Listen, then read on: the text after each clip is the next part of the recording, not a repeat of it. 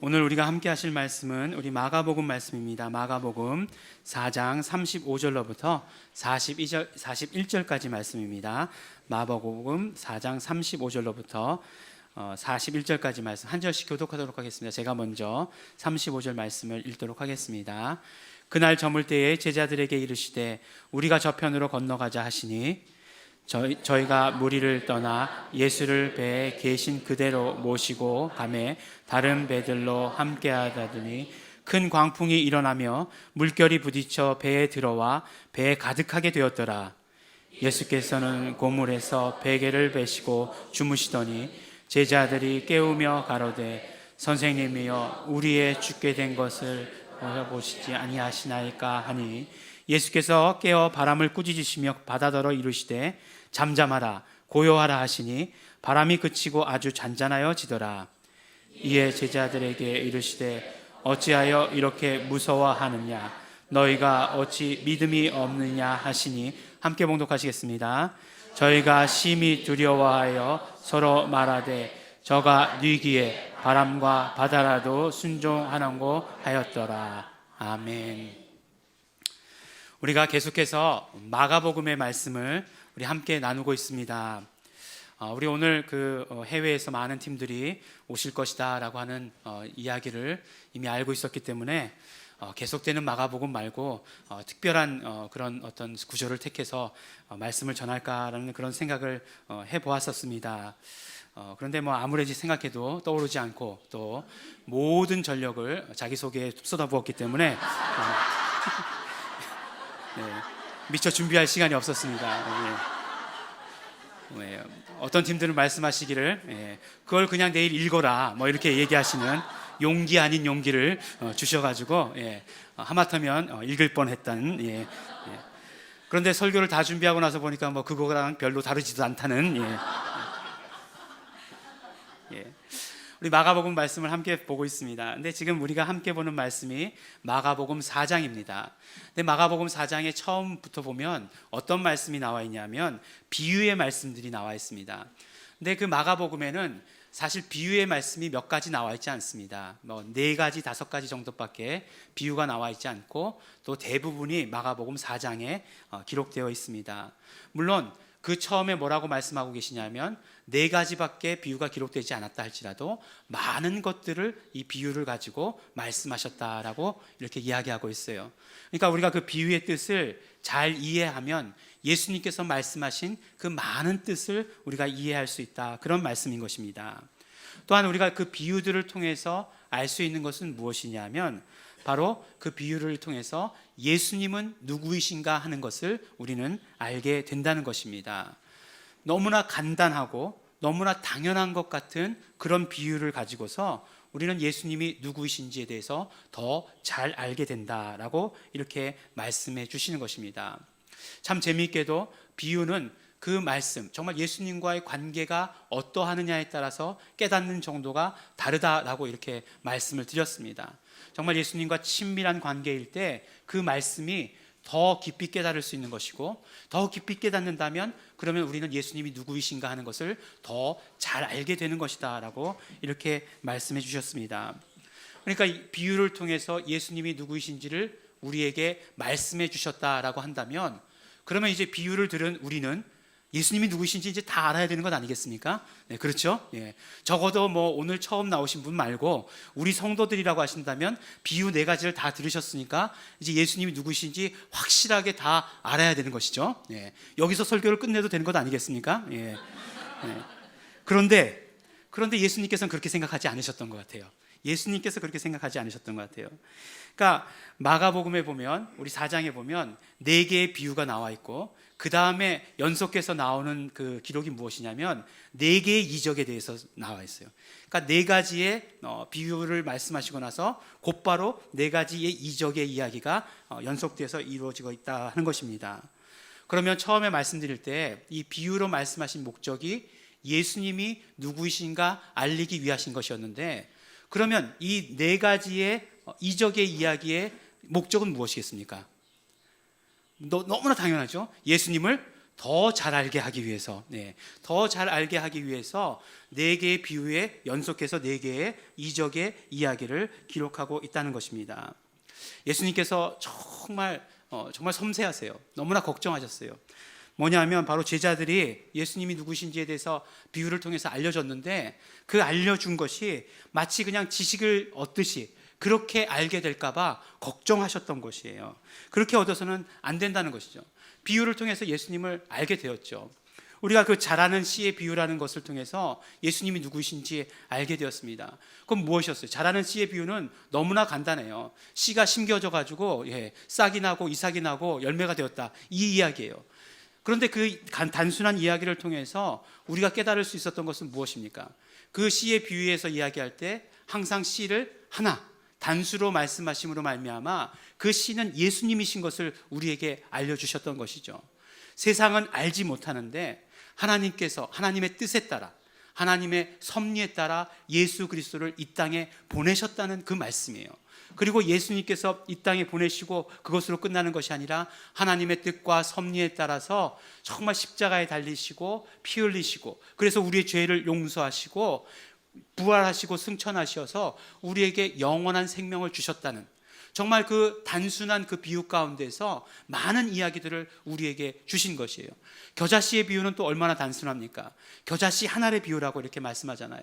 겨자씨 한 알이 땅에 심겨져서 그것이 큰 나무가 되었고, 그리고 그 큰 나무에 새들이 깃들인다라고 하는 아주 단순한 내용이에요. 하지만 그것이 무엇을 말씀하는 것이었습니까? 바로 예수님께서 이 땅 가운데 오셔서 정말 예수님의 모든 사역을 다 담당하셨을 때, 십자가에 달려서 죽으시고 부활하시고 승천하셨을 때에 마귀는, 원수들은 정말 예수님 앞에 무릎 꿇을 수밖에 없는 것이다라고 하는 것을 말씀해 주셨던 것 아니겠어요? 그 비유를 통해서 하나님의 모든 뜻, 예수님께서 오셔서 인간을 구원하시고 또한 그 인간을 구원하실 뿐만 아니라 마귀를 멸하신다는 그 내용까지 그 비유를 통해서 우리에게 다 들려주시지 않았나 하는 거예요.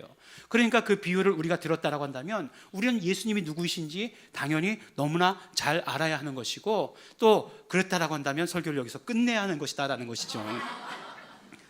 근데 예수님께서는 제자들에게 알리실 때 그냥 말씀으로만 알리신 것을, 말씀으로만 알게 하신 것으로 끝내기를 원치 않으셨던 것 같아요.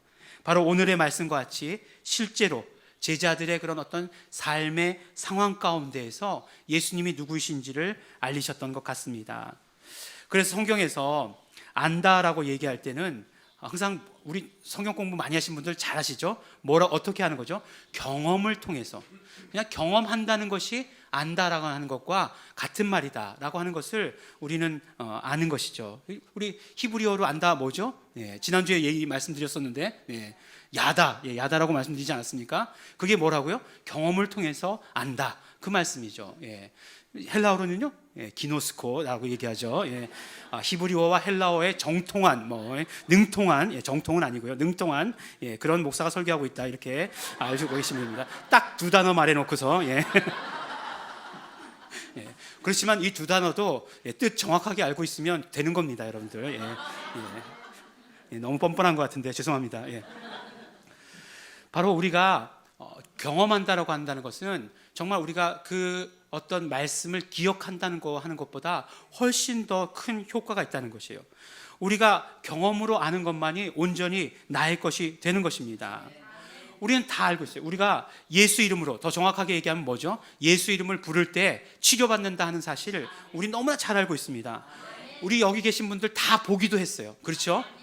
어제도 그런 일이 있었다라고 이렇게 간증하시는 것을 듣기도 했습니다. 눈먼 사람이 보게 되었다. 그런 간증은 우리 너무 많이 봤어요. 1번 테이블 간증도 들은 적이 있고요. 그 다음에 멕시코 간증도 들은 적이 있고, 그래서 눈먼 사람이 눈을 뜨게 되었다라고 하는 이야기 많이 들었습니다. 하지만 내가 경험하는 것하고 듣는 것, 그냥 보는 것하고는 천지 차이라고 한다는 거죠. 완전히 다른 얘기라는 거예요. 내가 경험하면 그것이 완전히 다른 해석이 될 수 있습니다. 내가 만약에 치료받으면, 내가 그 치료를, 예수 이름을 불러서 치료를 경험하면, 그럴 때 나는 단순히 우리 하나님은 치료하시는 하나님이시다 이렇게 고백하게 되지 않습니다. 얼마나 그 고백이 풍성해지는지 몰라요. 하나님은 정말 사랑의 하나님이시다. 하나님은 정말 신실하시다. 하나님은 정말 나의 모든 것을 다 알고 계시다.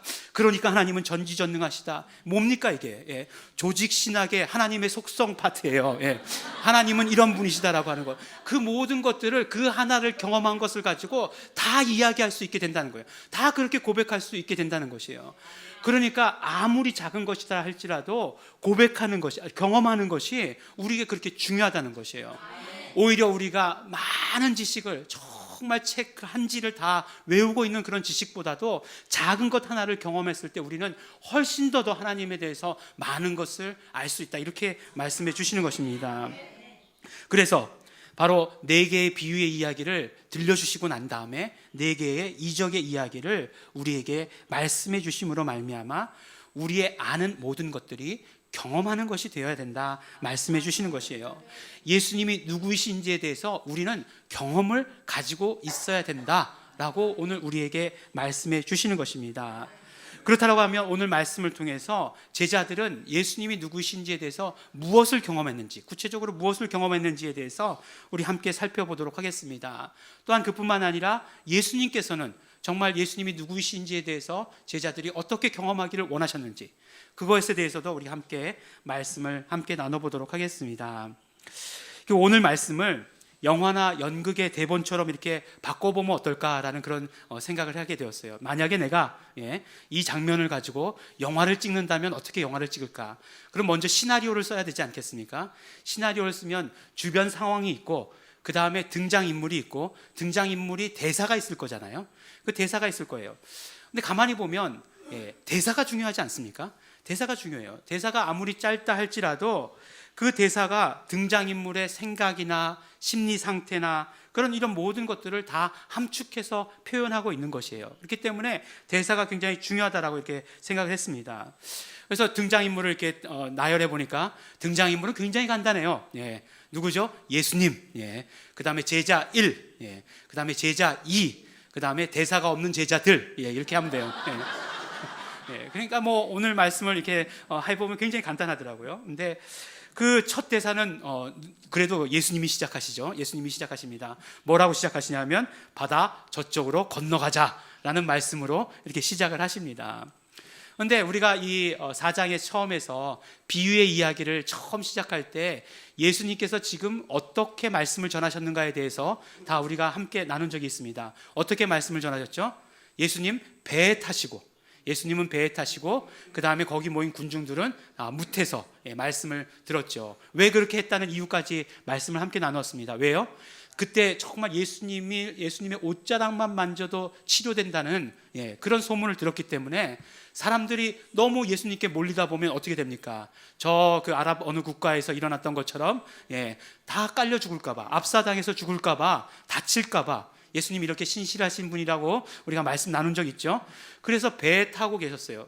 배에 타고 계셨는데 배 그대로 움직이신 거죠. 그래서 오늘 36절의 말씀을 보면 저희가 무리를 떠나 예수를 배에 계신 그대로 모시고 가매 라고 이렇게 말씀하고 계시잖아요. 그 상황들을 아주 정확하게 우리에게 묘사해 주셔서 가르쳐 주고 계시는 것입니다. 그럼 바다 건너편에 도착한 그곳은 어디냐? 5장 1절에 배가 도착한 곳을 말씀해 주시는데 그것이 바로 거라사 사람들의 지역이었다라고 이렇게 말씀해 주시고 계시는 것이에요. 예수님 그러고 나서 대사가 없으십니다. 왜 없으실까요? 그리고 나서는 주무세요. 주무십니다. 예수님 말씀대로 이제 배를 띄웠어요. 근데 그 배를 띄웠는데 갑자기 큰 풍랑을 만나게 되는 거죠. 그래서 물이 배에 거의 가득 찼다라고 이렇게 말씀을 하고 있습니다. 근데 조금 전에 말씀드린 대로 예수님 계속해서 주무시고 계셨어요. 어떻게 예수님 그렇게 주무실 수 있으실까? 아니 이게 뭐 배가 뭐 크루즈선이나 뭐 그런 거 아니잖아요. 조그만한 배였을 텐데 큰 풍랑이 일었다라고 한다면 이게 얼마나 막 그냥 왔다 갔다 흔들렸겠습니까? 그럼에도 불구하고 예수님 주무시고 계셨다는 거예요. 성경에서 얼마나 자세하게 묘사했는지 베개도 베고 주무셨다라고 이렇게 말씀합니다. 주무셨다는 것이에요. 또 예수님 주무실 때 물이 한 방울도 튀지 않았을까요? 그렇게 배에 물이 가득 차게 되었는데 그것도 정말 궁금해요. 그렇게 물이 차게 되었는데 그렇게 주무시고 계셨다. 또 다른 한편으로 생각해 보면 어떤 생각을 할 수 있습니까? 정말 그 말씀을 하루 종일 전하시고 얼마나 힘드셨으면, 얼마나 힘드셨으면 그냥 그 배에서 그렇게 풍랑이 일고 뒤집히고 하는데에도 주무실 수 있었을까? 뭐 이런 생각도 하게 되는 거죠. 어쨌든지 간에 뭐 그 판단은 저는 잘 할 수 없는 것이고, 이렇게 이후에 어쨌든지 간에 예수님께서 이렇게 주무시고 계셨다는 것이에요. 근데 이제 두 번째 이제 제자들의 대사가 나오죠. 어떻게 합니까? 바로 제자들이 예수님을 막 깨우는 거예요. 예수님을 깨우면서 얘기합니다. 선생님, 우리가 지금 죽어가는 것에 대해서 선생님 아무 상관도 안 하십니까? 이렇게 막 이야기하는 거예요. 지금 우리가 지금 죽어가고 있습니다.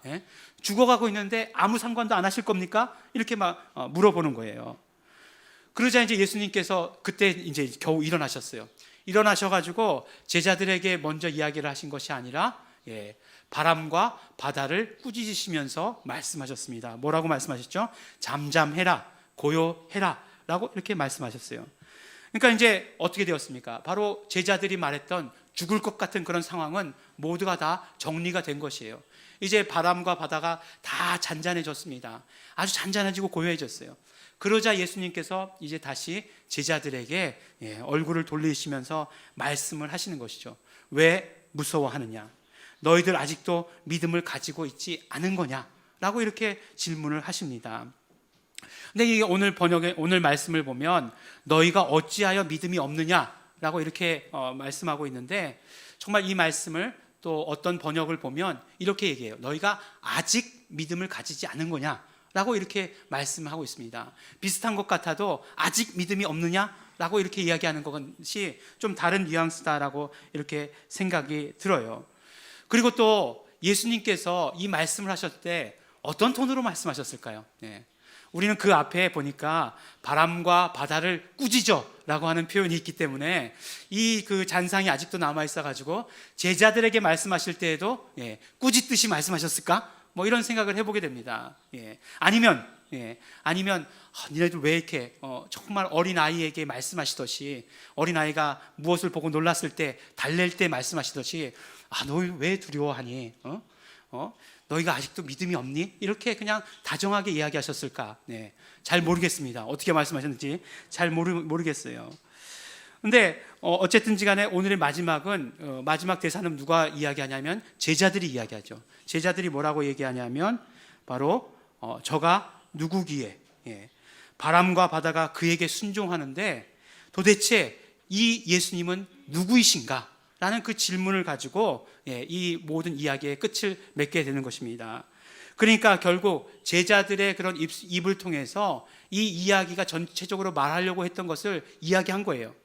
예수님은 누구이신가에 대해서 이 이야기도 결국 말하고 있다는 것을 우리에게 말씀해 주시게 되는 것입니다. 그렇다면 오늘의 이 이적의 이야기를 통해서 경험하게 되는 예수님은 누구이신가 하는 것이에요. 우리는 어떤 예수님을 경험할 수 있게 되는가 하는 것입니다. 근데 우리가 두 가지로 볼 수 있을 것 같아요. 첫 번째는 무엇이냐면 바로 제자들의 이야기를 따라가면서 예수님은 누구이신지 알 수 있을 것 같아요. 그 다음에는 예수님의 말씀을 통해서 예수님이 누구이신지를 알 수 있을 것이다라고 생각이 됩니다. 제자들이 예수님께 뭐라고 얘기했냐면, 선생님, 우리가 지금 죽어가고 있습니다. 우리가 지금 죽어가고 있는 것을 선생님은 모르십니까? 라고 이렇게 이야기했다가 모든 상황이 다 해결된 다음에 그 다음에 뭐라고 말씀합니까? 바람과 바다가 그에게 복종하는 이 예수님은 누구이신가 하는 말로 끝내버리고 마는 것입니다. 그러면 이 말씀, 이 제자들의 이 이야기를 가지고 우리는 어떻게 결론 내릴 수 있냐면, 예수님은 바로 바람과 바다를 복종시킬 수 있는 그런 능력이 있으신 예수님이시다. 그래서 우리가 삶의 풍랑을 만나도 예수님만 의지하면 살 수 있다, 이런 결론을 우리가 내릴 수 있게 될 것입니다. 하지만 제자들의 언어가 아니라 예수님의 말씀을 따라가 보면 예수님이 누구이신지를 알리시려는 예수님의 그런 의도는 제자들과 조금 다르다 하는 것을 알 수 있습니다. 물론 제자들이 이야기한 것, 제자들이 깨닫게 된 것이 잘못되었다는 것이 아니라 예수님께서는 그것보다 더한 것을 우리에게 알려주시기를 원하셨다는 것이에요. 무엇입니까? 바로 예수님께서는 바람과 바다를 명령하신 다음에 잠잠하라, 고요하라 명령하셨어요. 모든 상황이 다 끝났습니다. 그리고 나서 제자들에게 말씀하세요. 왜 무서워하느냐? 아직도 믿음을 갖지 못한 것이냐라고 이렇게 말씀을 하십니다. 그렇다면 제자들에게 말씀하셨다면, 이렇게 제자들에게 말씀하셨다면 그 믿음은 어떤 믿음을 말씀하신 것인가 하는 것이에요. 어떤 믿음을 말씀하신 것인가? 그것은 바로 예수님께서 함께 하시는 것에 대한 믿음이었어요. 예수님께서 함께 하시는 것에 대한 믿음. 제자들이 지금 예수님과 지금까지 같이 오면서 예수님이 행하시는 이적들을 많이 보아왔습니다. 마가복음은요, 이적의 이야기로 시작하고 있어요.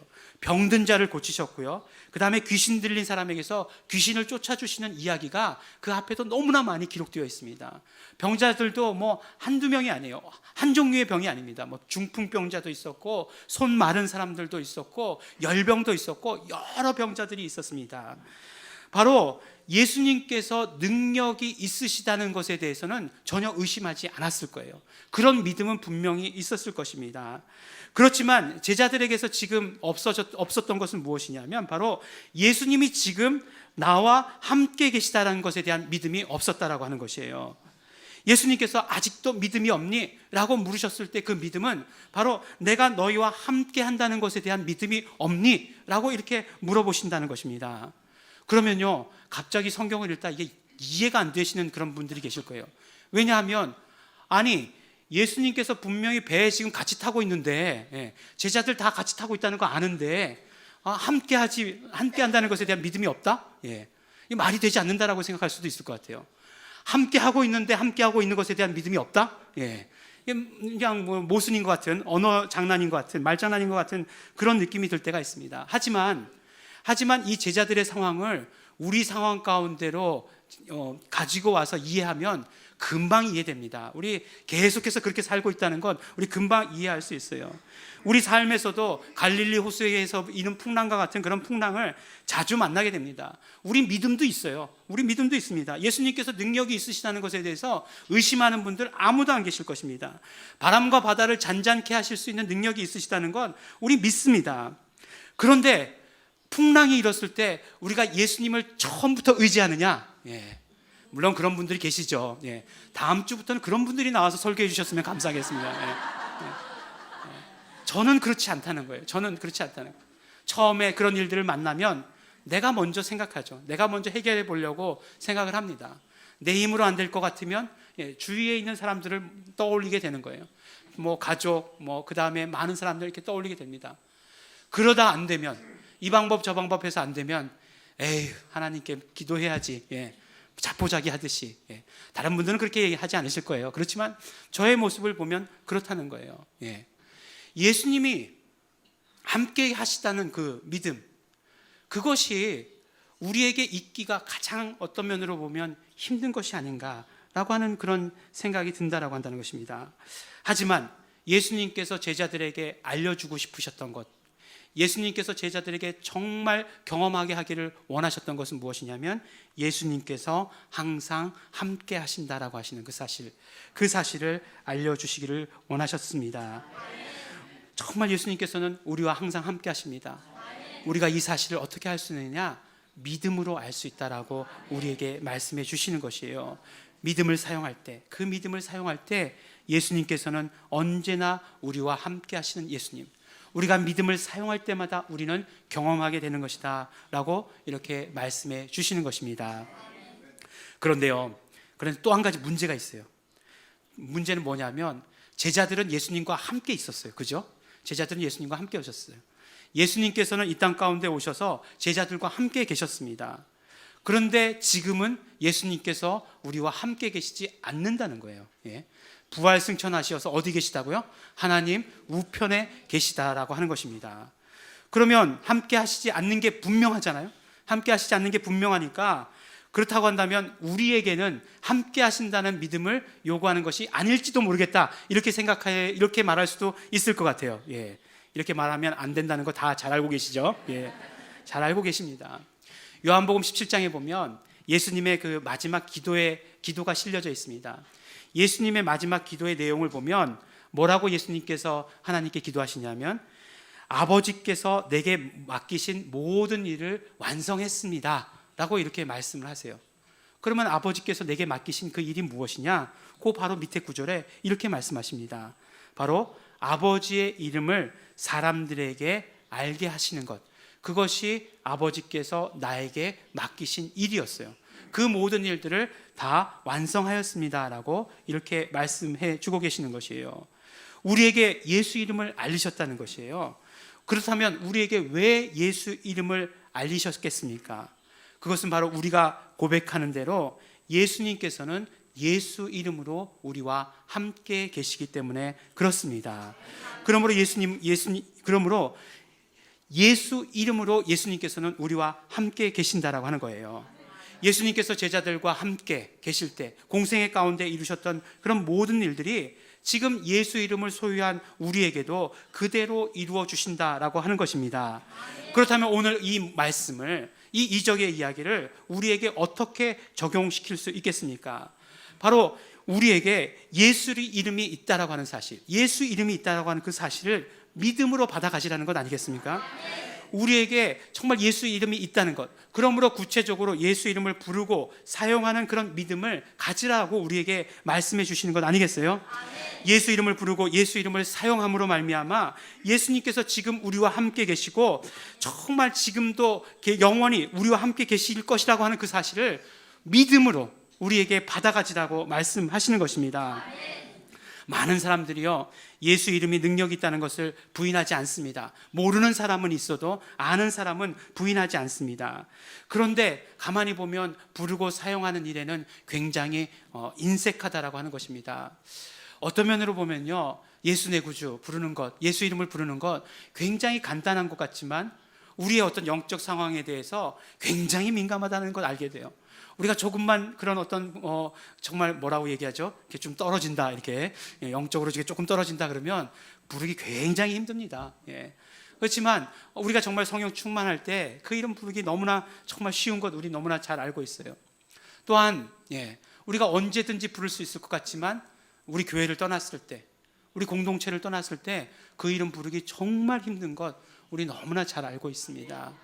그런데 그 믿음을 가지라는 거예요. 예수 이름을 부르면서, 예수 이름을 부르면 예수님이 언제나 우리와 함께 하신다는 그 믿음을 가지고 예수 이름을 부르라고 말씀해 주시고 계시는 것입니다. 예수 이름을 부르고 예수 이름을 사용하는 믿음은 우리 것이에요. 그 다음에 예수 이름으로 말미암아 정말 그 예수 이름의 명예를 가지고 이적을 일으키시는 것은 하나님의 일이십니다. 우리는 우리 일만 잘하면 되는 거예요. 그럼 하나님께서는 하나님의 일을 하시도록 하는 것입니다. 램이 굉장히 오래간만에 열렸죠. 지난 1월 달인가요? 1월 달에 열리고 이제 11월이니까 굉장히 오랜 기간이 열렸어요. 근데 저는 이번 공동체에서 일어났던 일 말고 개인적으로 램 기간, 이 기간 동안에 있었던 일들이 있었어요. 지난번 램이 있기 전에 여러분들이 다 우리 교인들은 잘 아시는 대로 안면마비, 안면마비라는 게 왔잖아요. 그래서 이제 한쪽이 안 그래도 별로 잘생기지 못한 얼굴에 균형까지 찌그러지니까 정말 볼만했었어요. 정말 볼만했었습니다. 근데 이제 우리 교인들은 매주 이렇게 바뀌는 것을 보니까 이제는 그것에 대해서 얘기하시는 분이 없어요. 그냥 잊어버리신 분들도 많습니다. 근데 이제 지난번 램에 오셨다가 이번 램에 오신 분은 그걸 기억하고 계시는 분이 계시더라고요. 그래가지고 딱 보자마자 눈빛이 벌써 내 얼굴을 보는 것이 느껴지는 거예요. 그리고 나서 건강해지셨네요. 딱 이렇게 얘기하는 거예요. 건강해지셨네요. 이렇게 얘기하더라고요. 그래서 무슨 얘기를 하는가, 이렇게 저도 순식간에 잊어버렸지만 그 얘기구나라는 것을 금방 이렇게 눈치챌 수 있었어요. 눈치가 빠르잖아요.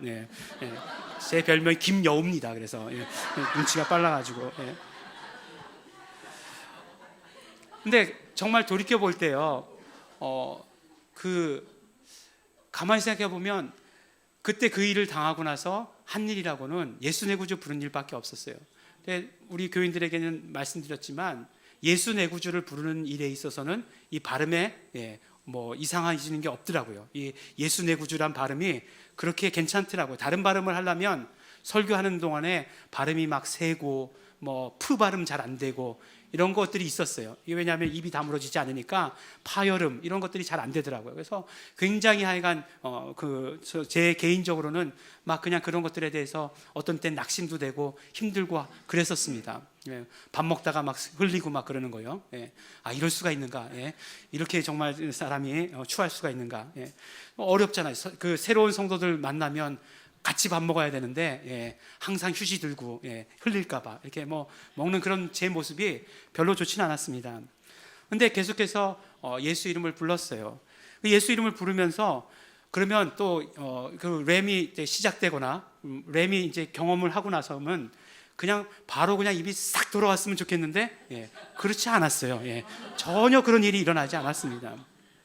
근데 너무나 감사했던 것은 무엇이냐면 그것을 통해서 알게 된 것은 예수 이름을 부르는 것은 내 일이고 그 다음에 모든 것들을 이루어 주시는 것은 하나님의 일이에요. 예. 나는 내 일만 잘하면 되는 거예요. 내 일만 열심히 하면 되는 거예요. 그 다음에 하나님께서 하시는 것은 하나님이 하시는 것이에요. 예. 지금 와서 돌이켜보면 그때 당장 입을 똑바로 해놓으셨던 거나 지금 똑바로 된 거나 무슨 차이가 있겠습니까? 하지만 그 모든 과정을 통해서 너무 많은 것들을 깨닫게 해주시고 또 우리 교회를 알게 모르게 변화시켜 주시고 하는 그런 일들이 있었다라고 하는 것이에요. 정말 그 일들 때문에 우리 교회가 얼마나 기도하기 시작했습니까? 예. 기도하기 시작하고 열심히 예수 내 구주 부르고 예. 저를 위해서도 기도해 주시고 교회를 위해서도 기도해 주시게 되었다라고 한다는 것이에요. 우리가 정말 가져야 되는 믿음은 무엇이냐면 우리가 예수 이름을 부를 때 예수님께서 항상 우리와 함께 계시다라고 하는 그 믿음을 가지고 있어야 한다는 거예요. 그리고 그 믿음을 가지고 예수 이름을 부르는 것이 우리가 할 일이라고 하는 것입니다. 그 다음 일은 하나님께서 하실 일이기 때문에 하나님께 맡겨드리면 되는 것입니다. 우리가 정말 그 이름을 부를 때마다 예수님께서는 함께 하시면서 우리를 구원하시고 우리를 살려주시고 우리에게 생명 주시고 하는 것을 우리는 경험으로 알게 되는 것입니다. 사랑하는 우리 예일중앙교회 성도 여러분, 네, 또한 우리 공동체 여러분, 예, 예수님께서는 우리가 예수 이름을 부를 때 사용할 때마다 항상 우리와 함께 하십니다. 그것이 우리의 믿음의 내용이 되어야 됩니다. 그리고 우리 믿음의 가장 우선순위가 되어야 하는 것입니다. 풍랑이 몰려올 때 그 풍랑에 집중하는 것이 아니라 예수님께서 언제나 우리와 함께 하신다는 사실, 그러므로 우리는 예수 이름을 부르며 그 모든 과정들을 걸어가야 한다는 그 사실을 우리는 깨달아야 하는 것입니다. 예수 이름을 우리가 아는 것만으로 그치는 것이 아니라 오늘 우리 말씀을 통해서 정말 부르고 사용하는 사람이 되어야 한다는 것을, 경험하는 사람이 되어야 된다는 것을 우리에게 말씀해 주시고 계시는 것입니다. 예수 이름을 부를 때 예수님께서 지금 현재 우리와 함께 하시는 것을 경험하는 것이고 또 그 믿음을 우리 가지시는, 그 믿음을 소유하시는 우리 성도 여러분들이 되시기를 예수 이름으로 축원합니다. 우리 함께 기도하시겠습니다. 우리 기도하실 때 우리 먼저 우리 감사하면서 기도하기를 원합니다. 예수 이름을 우리에게 허락하여 주시고 우리가 예수 이름 부를 때마다 예수님께서 우리와 함께 하시는 것 경험케 하시니 너무나 감사합니다. 또한 우리가 소원하면서 기도하실 때 이제 우리 정말 경험하는 자 되기를 원합니다. 예수 이름을 경험하는 자 되기를 원합니다. 그런 믿음을 소유하기를 소원합니다. 우리 감사하시면서 소원하시면서 결단하시면서 다 같이 통성으로 기도하시겠습니다.